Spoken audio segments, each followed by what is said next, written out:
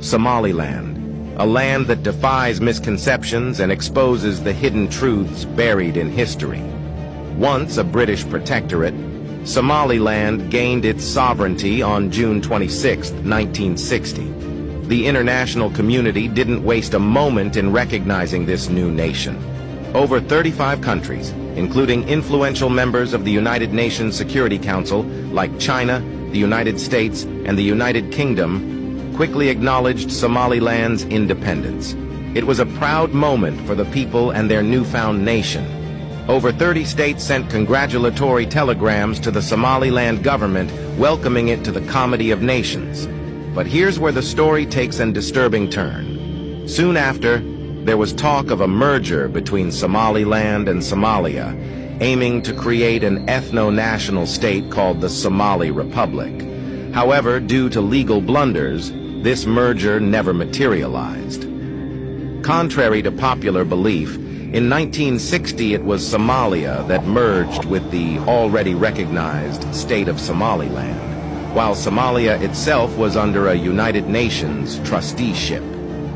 It's important to understand that Somaliland has never been a part of Somalia. In fact, it was Somalia that merged with the already recognized state of Somaliland, while Somalia itself was under a United Nations trusteeship. Now let's dig into the legal perspective. Somaliland's initial parliament approved a draft act of union, envisioning the creation of the Somali Republic by bringing together Somaliland and Somalia to create this third country. However, Somalia's parliament didn't ratify the act passed by Somaliland. Instead, they drafted their own version in Italian, which got rejected by Somalilanders in 1961 by majority. Neither act received mutual ratification, rendering the union legally invalid, and that union has been referred to as being an illegal union, which was never ratified. To conclude, both unratified act of unions by Somaliland and Somalia.